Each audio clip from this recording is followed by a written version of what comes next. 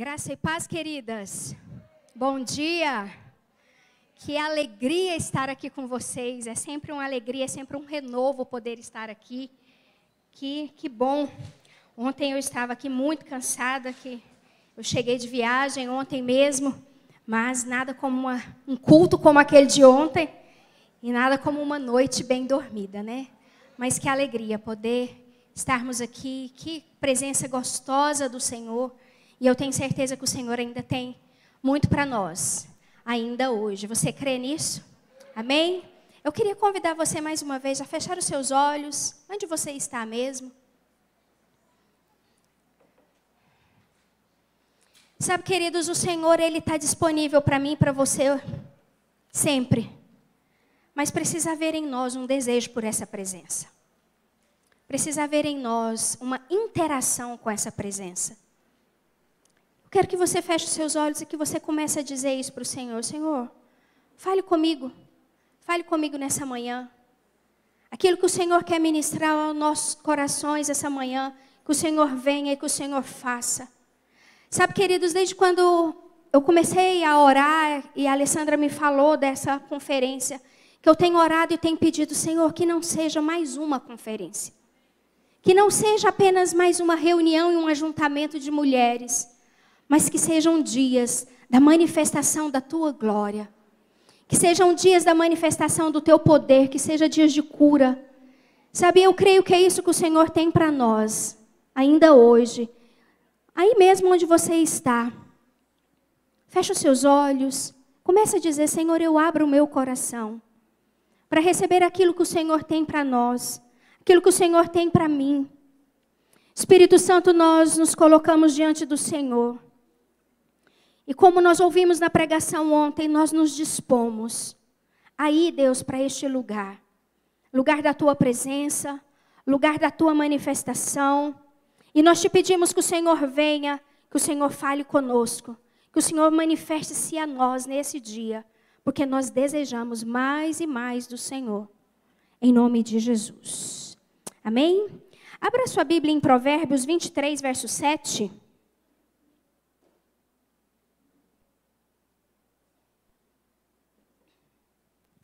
Provérbios 23, verso 7. Nós não vamos ler o versículo todo, mas só uma parte que diz: porque, como imagina em sua alma, assim ele é.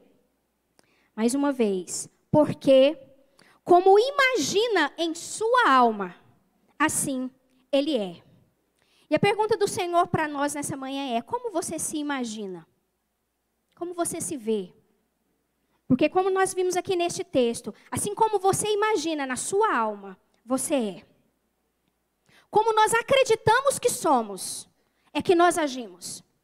Aquilo que você acredita que você é, você age de acordo com como você acredita. Uma pessoa tímida tem a tendência a agir de uma forma mais retraída. E você começa a perceber que todas nós agimos de acordo com o que nós acreditamos que somos. Nem sempre como de fato somos, mas como acreditamos que somos, como nós vimos nesse versículo. E quando nós nascemos, a nossa alma, ela é como se fosse um computador novo, que não tem absolutamente nada ali no seu HD, na sua memória. Mas tudo aquilo que nós vamos ouvindo, tudo aquilo que nós vamos vivendo, a nossa vida, aquilo que vai passando conosco, as lutas, as tribulações, aquilo que eu ouço, principalmente de pessoas que eu confio, isso vai entrando em mim e isso vai me moldando. Me moldando em que sentido? Porque eu começo a acreditar que tudo aquilo que eu estou ouvindo a respeito de mim mesma é a verdade. Aquilo vai me alimentando e aquilo vai me moldando. O meio que eu vivo, onde eu vivo, aquilo vai me moldando. Tem uma história que eu ouvi, confesso para você que eu não sei se essa história é verídica, mas de uma moça que o sonho dela era ser bailarina. E ela soube de uma escola que tinha muito renomada na cidade dela, que estava fazendo um processo seletivo para escolher algumas alunas para ingressar naquela escola. E era algo muito difícil para conseguir entrar, porque era uma escola muito renomada. Então ela começou a treinar muito, se preparar muito para aquele grande dia da apresentação que ela faria para ser escolhida ou não para entrar naquela escola. E ela se preparou, se preparou. Chegou o tão esperado dia da apresentação.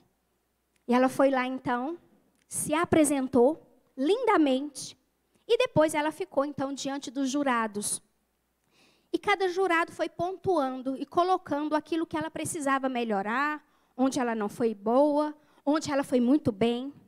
O último jurado, que era o diretor da escola, e que era de fato aquele que ia decidir ou não, chegou-se nela então e falou assim, eu te aconselho algo, que você desista desse sonho. Você não nasceu para dançar. Isso não é para você. Esse é meu conselho. Aquela moça ficou tão desolada com aquela notícia, com aquela conversa daquele diretor, que ela foi embora e ela não esperou nenhum resultado e ela desistiu daquele sonho. Alguns anos depois, uma amiga a convida para ir numa apresentação de dança que teria no teatro da cidade. E ela sabia que era a apresentação de dança daquela escola. Ela relutou um pouco, porque a ferida ainda era muito latente nela, mas ela foi. E quando ela chega, para surpresa dela, todas as bailarinas ali apresentando eram as moças que tinham participado com ela lá no processo seletivo. Então veio a lembrança dela. Poderia ser eu que estava ali. Eu poderia estar dançando ali. E aquilo deixou muito triste. Quando terminou tudo, ela falou, eu preciso falar para aquele professor que ele frustrou os meus sonhos. E que aquela palavra dele me fez desistir dos meus sonhos. Ela esperou, a oportunidade foi falar com ele. Falei, eu poderia estar ali dançando, mas por sua culpa eu não estou. Ele deu um sorrisinho para ela e falou assim, a culpa não foi minha, a culpa foi sua. Porque o que eu falei para você, eu falei para todas as outras. Mas você não acreditou em você. As outras sabiam quem eram elas, você não. Sabe, queridas, e quantas vezes nós estamos como aquela moça, com sonhos, com desejos, com projetos, com promessas. Mas exatamente por tudo aquilo que foi impregnado na nossa alma. E como nós nos vemos, nós não acreditamos que tudo aquilo que o Senhor tem para nós é para nós. E nós desistimos dos nossos sonhos, nós desistimos dos nossos projetos, olhamos para a pessoa que está do nosso lado e dizemos, isso aqui é para ela e não para mim. Olhamos muitas vezes para as nossas limitações e nos prendemos a elas. E como nós lemos em Provérbios, como você se imagina e você começa a se imaginar que você não é capaz, que aquilo não é para você, que isso não é um projeto para você, que o Senhor se enganou. Muitas vezes nós acreditamos que o Senhor se enganou. Ele nos deu uma promessa, não, mas eu acho que ele se enganou. Eu acho que a hora que a palavra veio, era para Carol, aí mudou e veio para mim. Mas era para Carol, não era para mim. O Senhor se enganou. E às vezes nós até acreditamos, como eu me olho, eu acho que eu não sou capaz. E eu começo a achar que as pessoas também acham que eu não sou capaz. E principalmente, muitas vezes eu olho para Deus e falo, não, ele errou. Ele não me acha tão capaz assim. Eu não sou capaz. Sabe, queridas, e nós precisamos entrar num lugar de transformação daquilo que nós acreditamos que somos. Porque como aquilo que a Alessandra falou ontem, aquilo que me amarra, aquilo que me prende, aquilo que realmente são as impurezas que estão em mim, tá até aqui os barrinhos que ela tirou ontem, essas impurezas aqui são os meus limites. Porque aí aquilo me barra, aquilo me prende, aquilo me faz acreditar que eu não posso. E eu quero falar com vocês nessa manhã a respeito de um homem na Bíblia que sabia quem ele era. E por isso ele cumpriu o propósito dele. Porque ele olhava para si e ele sabia quem ele era. Não precisou que ninguém dissesse quem ele era. Ele sabia quem ele era. E eu vou ler alguns textos aqui, mas todos em João. E o primeiro, João 13, 23, que diz, um deles, o discípulo a quem Jesus amava, estava reclinado ao lado dele. João 19, 26. Quando Jesus viu a sua mãe ali, e perto dela, o discípulo a quem ele amava, disse a sua mãe: aí está o seu filho. João 20, verso 2. Então correu ao encontro de Simão Pedro e do outro discípulo, aquele a quem Jesus amava, e disse: tiraram o Senhor do sepulcro e não sabemos onde o colocaram. João 21, 7. O discípulo a quem Jesus amava disse a Pedro: é o Senhor. Simão Pedro, ouvindo dizer isto, vestiu a capa, pois havia tirado, e lançou-se no mar. João 21, 20. Pedro voltou-se e viu que o discípulo a quem Jesus amava o seguia.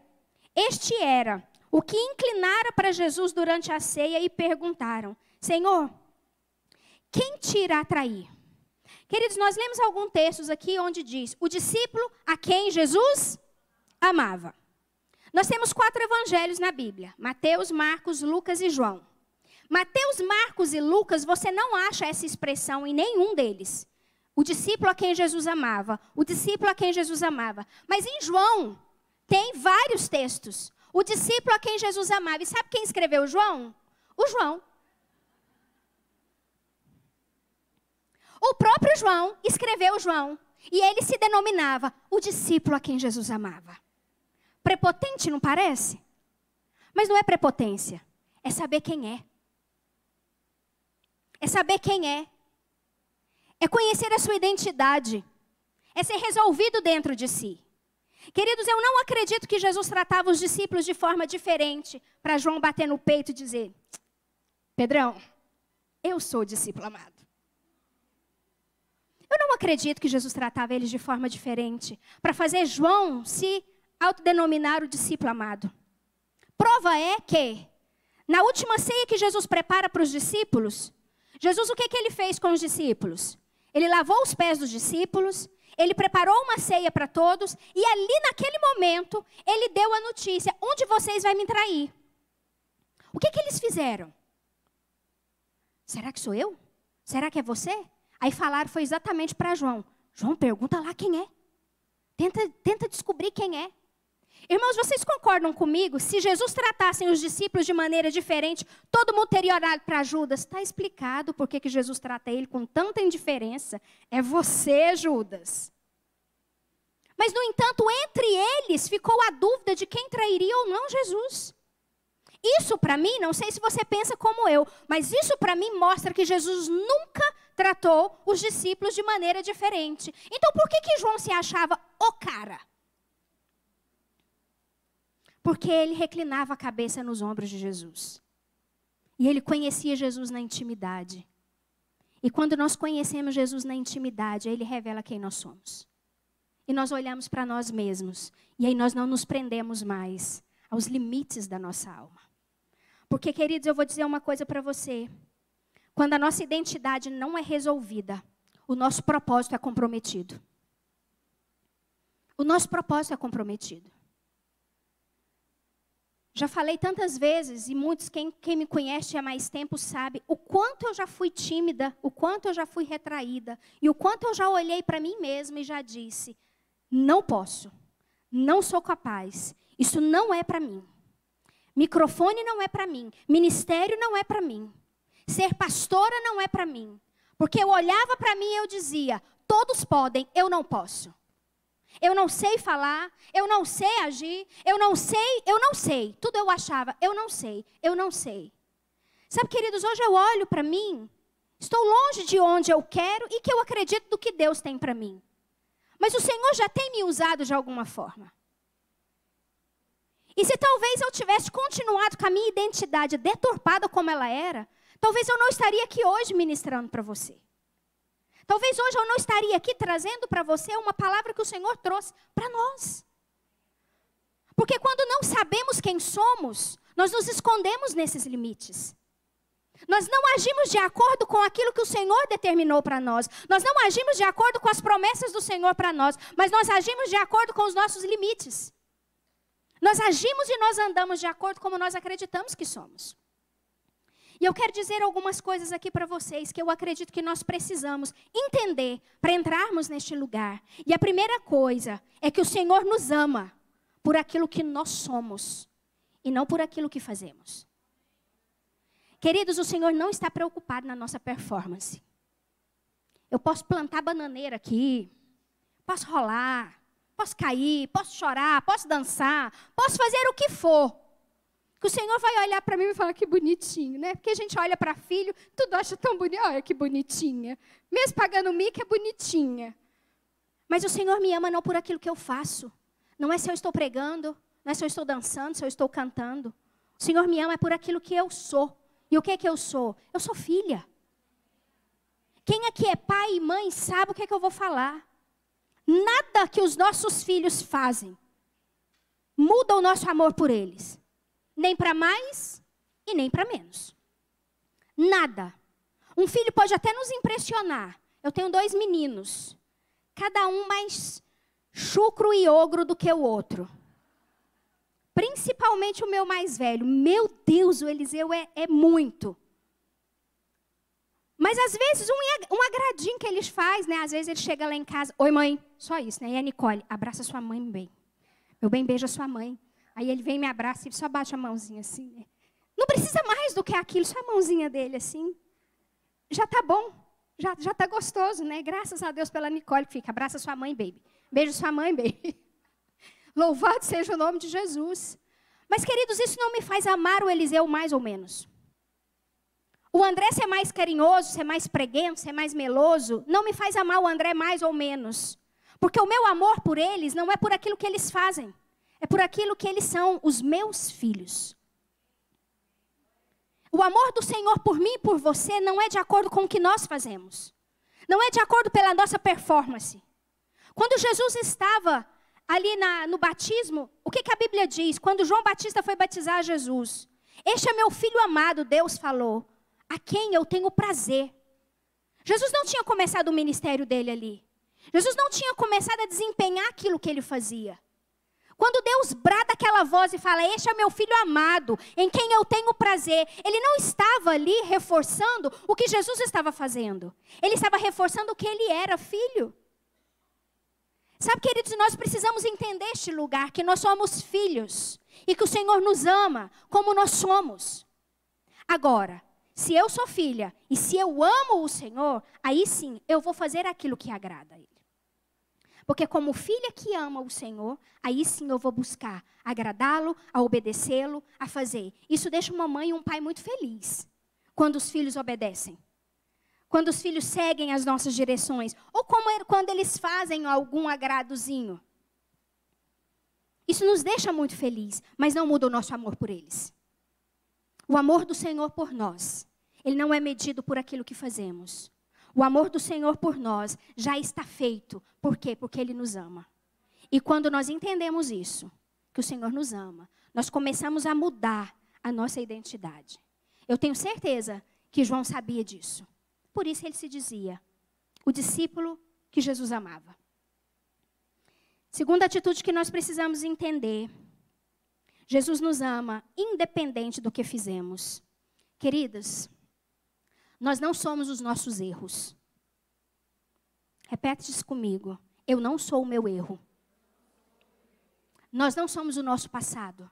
Nós não somos aquilo que nós falhamos. Nós não somos as nossas falhas. Nós somos muito tendenciosos a colocar títulos nas pessoas. Então, uma pessoa comete algum erro, a gente passa, olha lá, ó, tá indo o adúltero, ó, tá indo o pecador. Ó, aquele ali. Esses dias eu conversando com uma esposa e ela falando, porque meu marido é. Eu falei assim, ele é ou ele fez? Isso.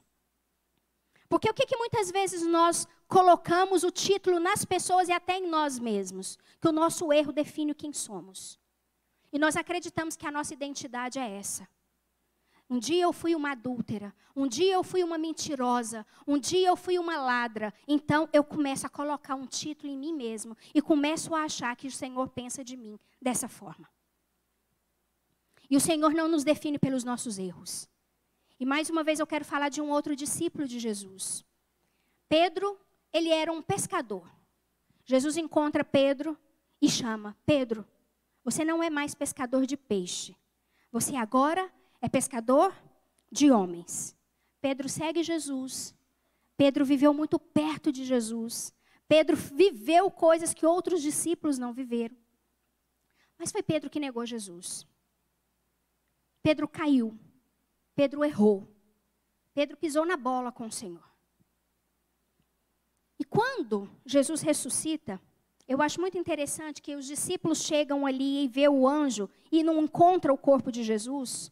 A orientação é, vá e fala para os discípulos e para Pedro que o mestre ressuscitou. Pedro não era discípulo? Por que falou? Fala para os discípulos e para Pedro. Isso é coisa minha. Não está na Bíblia, não tem interpretação disso. Mas Pedro estava tão decepcionado consigo mesmo que ele já não se via mais como discípulo. E se a notícia chega ali, fala para os discípulos que o mestre ressuscitou e que está indo para Galileia e tal, e a notícia chega, provavelmente Pedro fala, não é para mim. Porque o que Pedro fez quando ele caiu? Ele voltou lá ao que ele era. Lá para a identidade antiga dele. Pedro volta lá para o seu estado original antes de Jesus chamá-lo. Voltou a ser o quê? Pescador. Quando Pedro olha para si, quando ele vê que ele caiu, que ele errou, ele colocou um título nele. Eu não sou mais discípulo. Eu não sou mais digno de servir o Senhor. Eu agora vou voltar a ser o que eu era. Jesus ressuscitou. Jesus encontra com os discípulos. E quem é que Jesus chama? Pedro. Jesus prepara para ele pão, peixe, leva Pedro à mesa e pergunta, Pedro, tu me amas? Amo, Senhor. Acho que Jesus falou, então o que você está fazendo pescando aqui, peixe? Pedro? Vai apacentar minhas ovelhas. Jesus reforça o chamado com Pedro. Talvez se fôssemos nós e olhar para Pedro e falar, seu traidor. Seria para sempre o traidor. Não é mais Pedro, é o traidor. É aquele que nega Jesus. Jesus olha para ele e fala, não Pedro, eu estou aqui reforçando o meu chamado. Eu acredito em você. Eu escolhi você. Sabe, queridas, e quantas vezes, muitas de nós, abandonamos o nosso chamado, abandonamos as promessas, abandonamos aquilo que o Senhor quer para nós, porque nós colocamos um rótulo. A pecadora. A que falha. Agora, o que mudou isso em Pedro? Ir para a mesa com Jesus. Comendo peixe, comendo pão, Jesus olha para ele e reforça quem ele é. Você não é pescador de peixe mais, Pedro. Você é pescador de homens. E é nesse lugar que eu te quero. Nós precisamos entrar nesse lugar, queridos. De entender quem somos no Senhor. De entender aquilo que Ele já falou. O Senhor não é um homem que minta. E nem arrepende do que Ele fala. Ele não vai chamar você e depois no caminho falar, arrependi. Não era a lei. Chamei a pessoa errada, arrependi. Não. Ele trata conosco. Ele vem com amor, mas Ele não se arrepende. Ele não desiste de nós. Mas muitas vezes nós nos definimos como os nossos erros, como as nossas falhas, mas o Senhor não. Outro ponto que nós podemos observar para mudar a nossa identidade. O Senhor nos ama, mesmo tendo pouco. E o que para você é pouco? Porque eu já ouvi isso várias vezes. Não, eu não tenho talentos. Eu não tenho dons. O que eu tenho é muito pouco. Querido, não importa o que você tem, o quanto você tem. Quem mede se é pouco, se é muito, é o quanto isso está nas mãos do Senhor ou não. É o quanto nós nos dispomos a colocar diante do Senhor o que nós temos e deixar Ele trabalhar. Porque aquilo que para nós é pouco, Jesus está falando, é só isso que eu preciso. É só disso que eu preciso. A sua disposição de entrar na minha presença e me entregar quem você é e deixar eu fazer. Mas muitas vezes nós olhamos para nós com a identidade corrompida, com a identidade má que muitas vezes nós temos e não, eu não acredito que eu tenho. Eu não prego, eu não canto, eu não danço, eu não consigo. Sabe, queridos, e muitas vezes nós nos colocamos numa caixinha. e dizemos, eu não posso nada, eu não sei nada, todos me olham como eu sou inferior, todos me olham como a pequena, todos me olham como com indiferença. E nós não acreditamos que o Senhor quer nos usar. Achamos que não somos dignas de ser usadas pelo Senhor. Quando Jesus olha aquela multidão com fome, que os discípulos começam a dizer, Senhor, essa multidão está com fome. Jesus olha para eles, alimenta esse povo. Faça. O que nós temos? Senhor, temos 5 pães e 2 peixinhos. Eu falei, ótimo. Manda o povo sentar e distribua a comida. Parece loucura, né? Mas aí Jesus olha para uma pessoa de 1,5 m, do interior de Goiás, sem nenhuma expressão e fala, ótimo, é isso mesmo que eu quero. É você mesma. Levante-se, se disponha e vem. O resto é comigo. E talvez você olhe para você e diz, eu sou a menos provável a fazer alguma coisa aqui neste lugar. Eu sou a menos provável a fazer alguma coisa para o Senhor, porque eu não acredito que eu posso, eu não acredito que eu sou. Pois o Senhor está dizendo para você nessa manhã, é com você que eu conto. É com você que eu conto. Chega de achar que você não é provável.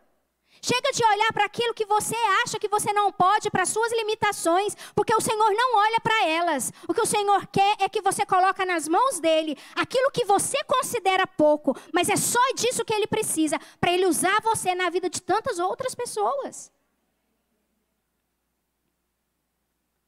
Talvez você ache que você é pequena. Talvez você ache que você não tem dom. Talvez você ache que você não pode, mas é do que você tem que o Senhor precisa. É do que eu tenho que o Senhor precisa. Sabe, queridos, e muitas vezes nós nos escondemos atrás dessas coisas. E nós não entendemos quem somos. E todo o propósito da nossa vida para com o Senhor vai ser comprometido.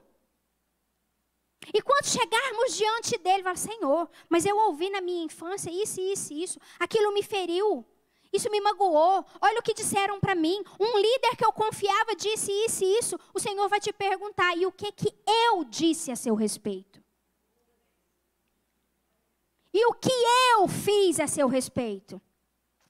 O que foi que eu fiz para você? Porque eu já preparei, eu já dei a você todas as condições. Eu já te fiz filha. Eu já te escolhi, eu já te preparei, eu já te capacitei. E por mais que nós nos achamos improváveis, o Senhor nos chama, o Senhor nos prepara, o Senhor nos capacita e o Senhor nos envia. Sabe, queridos, o que nós precisamos mudar é a maneira como nós pensamos e como nós nos vemos. E por isso nós precisamos aprender a mudar a nossa ótica. Agora, queridos, como é que nós vamos mudar isso? Como é que nós vamos mudar a maneira que nós nos enxergamos? Como é que nós vamos mudar a maneira como o Senhor olha para nós? Como é que nós vamos mudar as nossas atitudes, a não ser no Senhor? A não ser no Senhor. Porque quando nós temos uma alma magoada, ferida, pela nossa história, muitas vezes a nossa história nos feriu. A nossa história nos magoou. Talvez aquilo que nós ouvimos de pessoas que tanto amamos, aquilo nos fez acreditar que nós não podíamos. Sabe, querido, não tem outro lugar que vai trazer cura, que vai trazer restauração, a não ser a presença do Senhor. Foi uma vida sendo moldada. Foi uma vida sendo moldada pela circunstância, talvez uma vida sendo moldada por um casamento, talvez uma vida sendo moldada por pais. Talvez uma vida sendo moldada pela sociedade, onde aquilo foi entrando e nos fazendo acreditar. Agora, como é que isso vai mudar? Como é que esse barro agora está feito? Está feito. Você olha, como que vai ser moldado isso aqui? Como vai moldar? Só na mão do oleiro. Como é que a minha identidade vai ser restaurada? Como é que as rachaduras que ficou no vaso serão refeitas? Esses dias eu li um texto que eu achei tão interessante, que quando um vaso que tem valor começa a dar pequenas rachaduras, o que eles fazem? eles vão lá e eles consertam aquelas rachaduras, eles preenchem aquelas rachaduras com ouro. Eles chamam um especialista, um artista, que ele olha e ele faz um trabalho com ouro, onde ele preenche as lacunas daquele vaso que trincou com ouro. E aquele vaso, então, torna-se muito mais valioso do que ele valia antes dele ter sido trincado. E talvez, como a palavra da Ale ontem, que palavra tremenda, porque nós estamos nas mãos do Senhor. Mas muitas vezes na nossa trajetória, rachaduras começam a entrar na nossa vida. E talvez você diz, há quantos anos eu estou sendo moldada pelo Senhor, mas olha, já tem uma rachadura. Nós precisamos deixar que o oleiro preencha essas rachaduras com ouro. Porque nós somos um vaso de barro. Mas em nós habita um tesouro. Em nós habita um tesouro. O Senhor não ia habitar numa pessoa insignificante. Ele não ia habitar numa pessoa que não tem valor. O Senhor não habitaria e não morreria por uma pessoa que fosse a menos provável. Então essa não é a ótica dele para nós. Essa muitas vezes é a nossa própria ótica. Agora, se nós não descermos para a casa do oleiro e deixar ele nos transformar, realmente nós vamos ficar presas nos nossos limites. E nós nunca acreditaremos que somos filhas, que o Senhor quer nos usar, que Ele quer fazer por nós aquilo que Ele já nos chamou. Nós sempre vamos olhar e vamos dizer, o Senhor me olha pelo meu erro. Eu não sei se vocês já viram, eu gosto muito daquele autor Max Lucado. Leio muitos livros dele. Até o infantil eu li, de tanto que eu gosto. Não sei se vocês já leram a história infantil que ele para as mamães. Isso é muito interessante. Tem inclusive vídeo no YouTube. É uma vila dos bichinhos de madeira. Alguém já viu isso na internet? É uma vilazinha de bichinhos de madeira. E a diversão dessa vila é que, quando eles olham para alguém e acham a pessoa habilidosa, cheia de talento, eles pregam estrelinha dourada. Quando a pessoa não tem talento, quando a pessoa não tem dom, quando a pessoa é atrapalhada, ela ganha bolinha cinza. Então, aqueles monte de bichinho de madeira fica andando uns pelos outros e a hora que você olha, está cheio de estrelinha ou então está cheio de bolinha. E tem um menininho lá na vila, tadinho. Se não me engano, é Martinello. Ele não tem uma estrelinha, só bolinha. E todas as vezes que ele tenta ganhar a estrelinha, ele faz uma atrapalhada e todo mundo ri da cara dele. E vai lá e prega outra bolinha. Mas tem uma menininha na vila, que ela não tem nem bolinha nem estrela. E ele olha para aquela menininha e acha aquilo curioso. Então ele chega nela e fala, por que você não tem bolinha e nem estrelinha? Ela falou, porque nada disso me define. Eu sei quem é meu Criador e eu sei quem eu sou. E eu visito o meu Criador todos os dias. Então ele pergunta para ela, quem é esse Criador? Aí ela fala, sabe aquela casa grande da montanha? É onde Eli mora. Ele é que nos criou. E eu visito ele todos os dias. Você quer ir comigo? E ela vai. E cada vez que ele vai visitar, ele começa a ministrar para ele quem ele é. Você é isso, você é isso, você é isso. Ele fala, mas eu não quero mais receber bolinha. E ele fala, não importa se você recebe bolinha ou não. Importa o que você faz com o que você recebe. O dia que você não importar, essas bolinhas não grudam mais em você. Até um dia que quando ele está saindo da casa de Eli, uma bolinha cai. E aí termina a historinha, mas ele todo feliz, porque o processo começou. Sabe, queridos, não importa se você é cheio de estrelinhas. Porque vai ter pessoas que vão nos elogiar. Nossa, você é tão linda. Nossa, você prega tão bem. Nossa, você canta tão bem. E não vamos negar, isso faz bem para o nosso ego. Isso faz bem para a nossa alma. Mas isso não nos define. Não são os elogios que eu recebo que definem quem eu sou.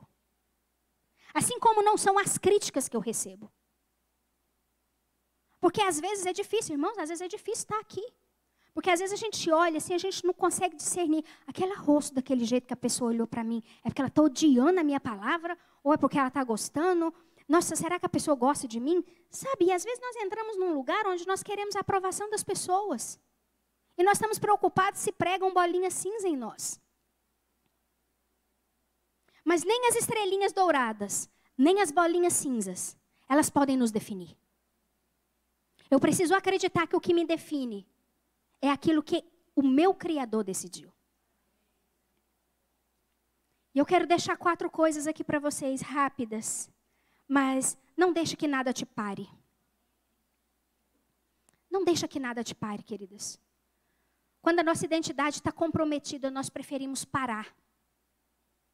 Por quê? Eu não vou acertar. Eu não vou ganhar nada, mas eu também não perco. Se eu parar de pregar, eu não terei elogios, mas eu também não terei mais críticas. Então é melhor parar.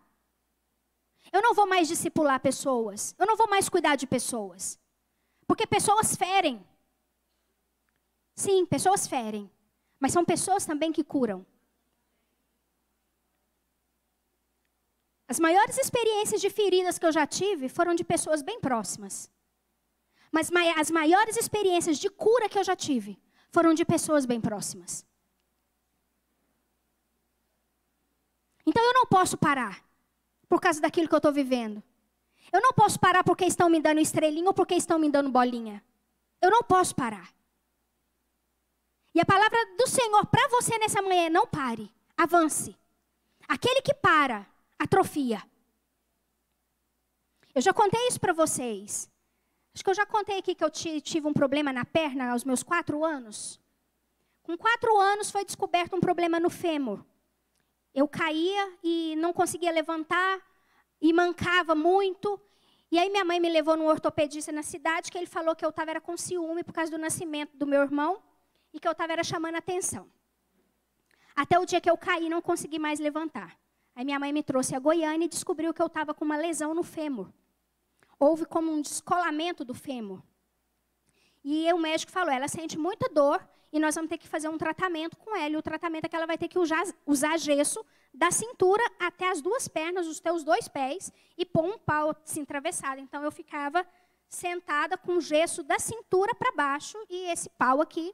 Minha mãe quase morreu de tanto chorar e perguntou para o médico: quanto tempo? Ele falou: 1 semana. Aí é que ela chorou mesmo, de pensar que eu ia ficar com aquele gesso 1 semana.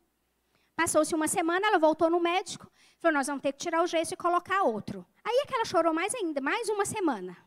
No final das contas, eu usei gesso 1 ano e meio. E aí, quando, acho que da 3ª vez que minha mãe me levou ao médico, ela já nervosa, perguntou: o senhor falou que era 1 semana. Depois falou que era 2. Agora está indo para a 3ª. Quanto tempo? Ele falou assim: o tratamento dela é no mínimo 1 ano. Mas se eu falo isso para a senhora, no dia que a senhora veio aqui, a senhora não ia fazer o tratamento.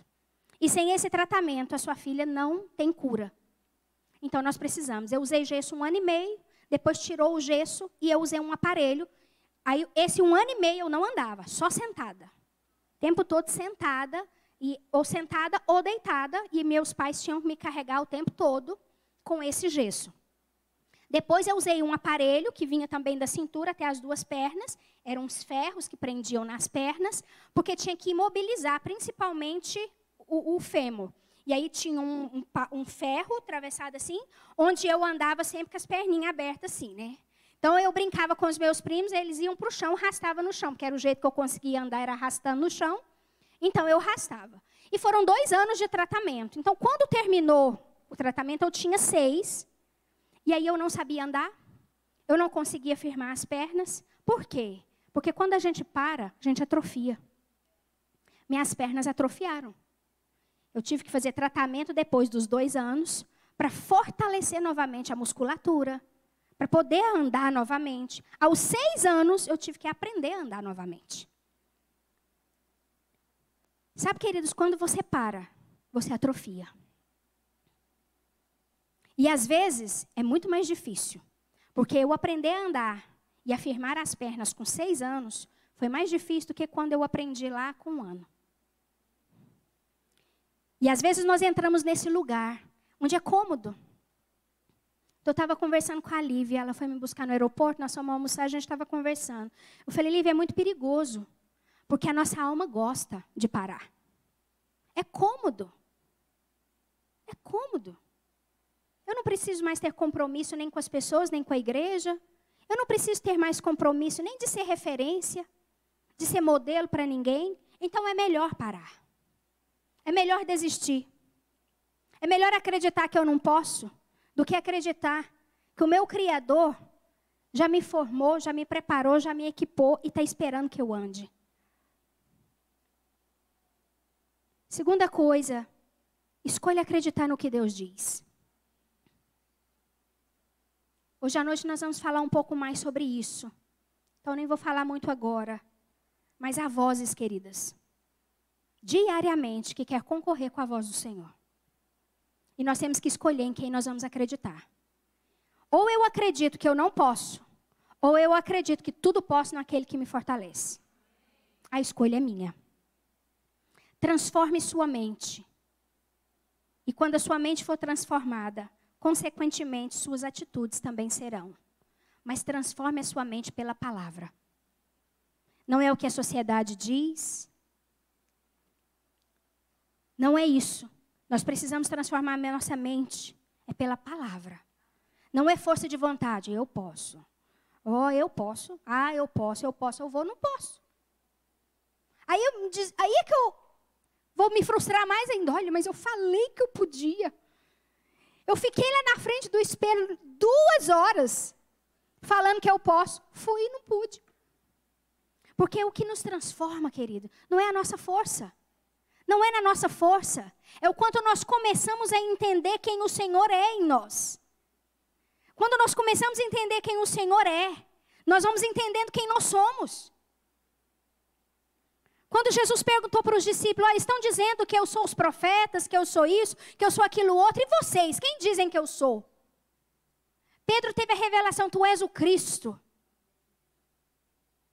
Ele falou assim, e você agora, Pedro? Porque você entendeu quem eu sou. Eu digo quem você é. Você é rocha, você é Pedro. Você não é mais Simão, que é levado na inconstância. Você agora é Pedro, porque você entendeu quem eu sou. Quanto mais nós entendemos quem Cristo é, mais nós entendemos quem somos. Por quê? Porque nós sabemos o poder que Ele tem, nós sabemos a força que Ele tem, nós sabemos quem Ele é, e nós vamos entender. Ele não faz pouca coisa. Tudo que Ele faz é muito bom. Agora eu preciso conhecê-lo. Eu preciso saber quem Ele é. Eu preciso me envolver com Ele, porque quanto mais perto dEle eu estou, quanto mais revelação de quem Ele é, então eu vou começando a entender, não, eu não preciso viver mais na timidez, porque Ele não me deu espírito de timidez. Ah, não, eu não preciso mais viver buscando estrelinha dourada, porque o meu valor já foi determinado, não por mim mesma, mas pelo meu Criador, como a Alê falou ontem, é a assinatura. É a assinatura.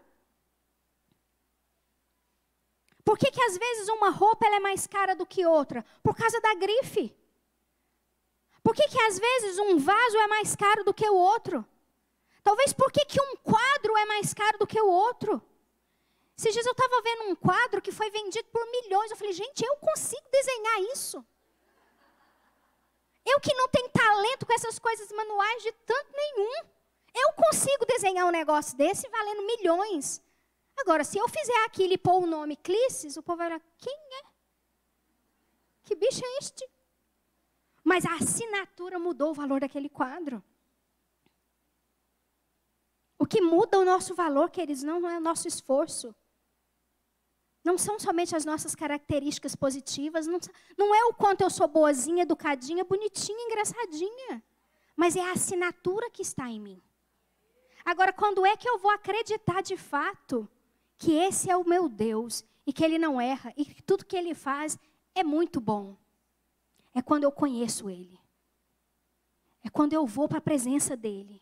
É quando eu vou para o secreto. Todas as vezes que eu entro no meu secreto, um pouco de mim fica lá e eu saio com um pouco mais dele. Eu volto para o secreto, eu deixo um pouco mais de mim e saio com um pouco mais dele. Sabe, queridos, é neste lugar que nós vamos sendo transformadas. Porque a minha mente vai entendendo quem eu sou em Cristo. Eu vou entendendo quem eu sou em Cristo. E por último, como a Ale falou ontem, não fuja dos processos. Não fuja. Às vezes a gente olha uma borboleta e acha ela tão linda, né? Mas foi um processo que uma lagarta passou. Só se torna borboleta quem passou por um processo. E não queira que ninguém te ajude nos seus processos. Porque isso vai retardar o que Deus tem para você.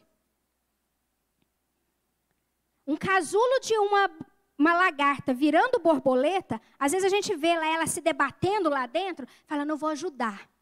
Pega lá um bisturizinho, faz um cortezinho ali no casulo para a borboleta, para facilitar para a borboleta. Sabe o que vai acontecer? A borboleta não vai voar. Porque o que fortalece as asas da borboleta é a força que ela tem que fazer para sair do casulo. É o processo de trabalhar ali que vai fortalecendo a asa dela para ela romper aquele casulo e ela voar. E muitas vezes nós estamos esperando que alguém venha e faça um cortezinho, alivie os processos. Não, querida, esse processo é você e o Senhor.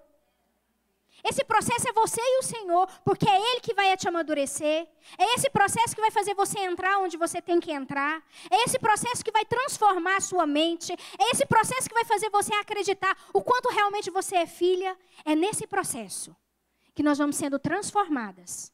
É nesse processo que nós vamos experimentando algo novo do Senhor. E nós vamos entendendo quem somos. E nós vamos entendendo quem somos. E nós vamos recebendo mais dele. Em Jeremias 29, 11.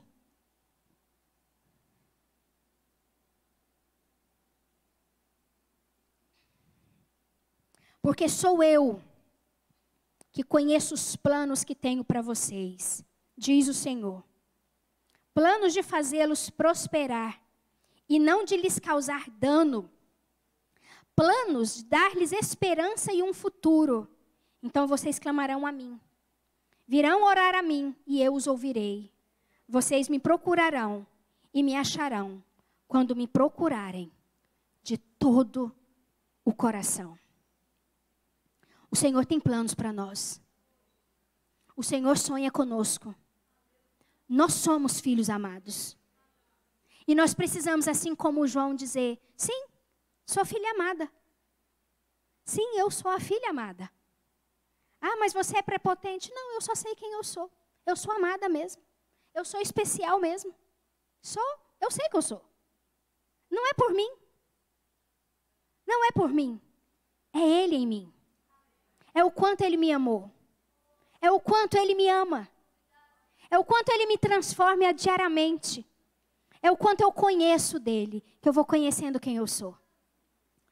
E neste lugar, queridos, é neste lugar que nós precisamos entrar. Porque quando as estrelinhas douradas chegarem, é um plus. Mas quando as bolinhas cinzas chegar, sorry, que você não gosta de mim. Eu sou a filha amada. Porque nós sabemos quem somos no Senhor. O Senhor quer curar nossa alma. Porque Ele conta conosco. Ele quer transformar a nossa identidade. Ele quer restaurar a nossa identidade. Porque com uma identidade restaurada, queridos, nada nos para. Porque nós sabemos a força que temos. Nós sabemos quem somos. E nós sabemos para onde iremos. Amém? Vamos orar. Eu creio que o Senhor quer trabalhar no nosso interior essa manhã, queridos.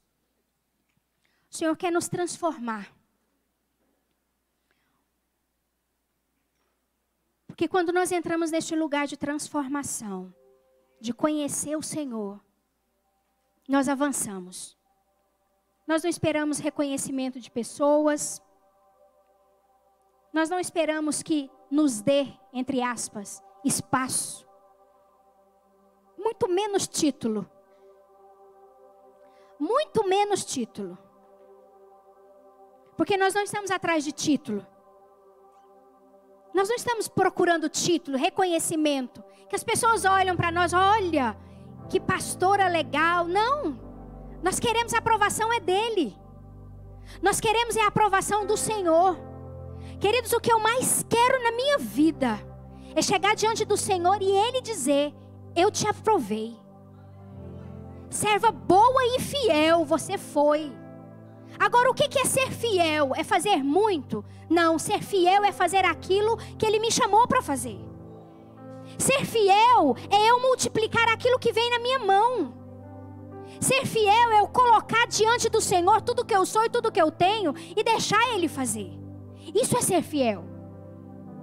Não difere a quantidade, se é 1, se é 2, se eu tenho 1 talento, se eu tenho 2. O Senhor não vai nos medir pela quantidade de dons e talentos. O Senhor vai nos medir por quanto nós colocamos o que somos e o que temos na mão dEle. E nós multiplicamos isso. E quando Ele chegar diante de nós, nós vamos dizer: está aqui.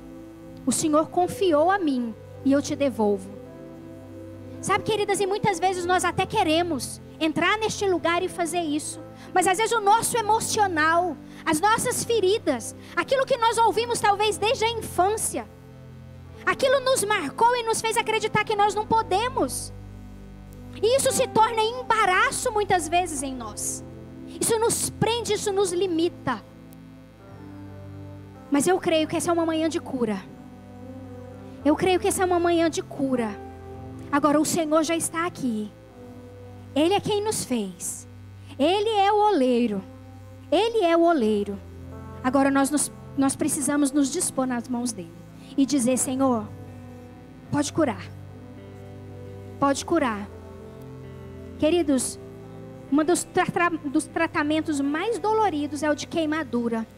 Porque sempre é necessário arrancar aquela casca que se cria para pôr o remédio certo. Às vezes a cura, ela dói. Imagina o tratamento que eu tive, eu quase não me lembro. Mas a minha mãe, todas as vezes que ela toca no assunto que eu usei esse gesso, ela chora. Porque foi algo doloroso. Mas hoje eu estou aqui. Não cresci muito não. Fiquei paralisada. Como diz o Deigman, sua mãe é tão alta, né? Seu pai é tão alto, você não cresceu, foi só por causa do seu tratamento, né? Porque com 6 anos eu tinha o mesmo tamanho de 4, porque teve que paralisar o crescimento.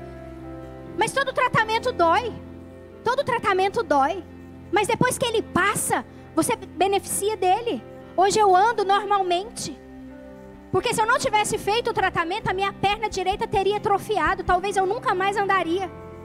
Ou se eu voltasse a andar, eu andaria mancando. Porque a minha perna direita ela não ia desenvolver. Então foi um tratamento doloroso. Mas que teve benefícios. E às vezes o Senhor está te chamando: deixa eu te curar. Vai doer, eu vou arrancar a casca, vai doer, eu sei que vai. Mas depois vai ser só uma cicatriz. Você ainda vai usar dessa dor para curar outros. E se você acredita que você tem alguma coisa que você precisa dessa cura, eu quero convidar você a vir aqui na frente, para a gente orar juntas aqui. Ah, Clícis, é só ir na frente que eu recebo cura? Não, não é não, queridos. O que nos muda é a nossa fé. Não é você vir aqui na frente, não é você chorar, não é você deitar, não é você ficar no seu lugar, não é você gritar nem ficar em silêncio. O que transforma é o coração. Mas muitas vezes nós precisamos ter algumas atitudes para mostrar para o Senhor: Senhor, eu estou aqui. E eu estou indo diante das pessoas, diante do Senhor, para mostrar: eu quero essa cura. E junto com as minhas irmãs eu estou aqui, porque eu quero ser transformada. Eu não quero mais deixar aqui uma identidade. A minha identidade comprometa o meu propósito. Então eu estou aqui dando um passo de fé, que eu recebo nessa manhã algo novo do Senhor, e que a partir de hoje a minha vida não é mais a mesma.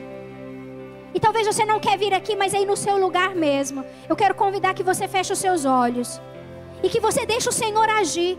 E talvez você olhe para você e fale: eu não preciso, mas eu quero te convidar, ora por essas pessoas que estão vindo aqui. Talvez você já encontrou esse lugar de cura. Talvez você já encontrou esse lugar de transformação. Mas tem pessoas aqui que precisam da sua oração. Oh, Senhor Jesus.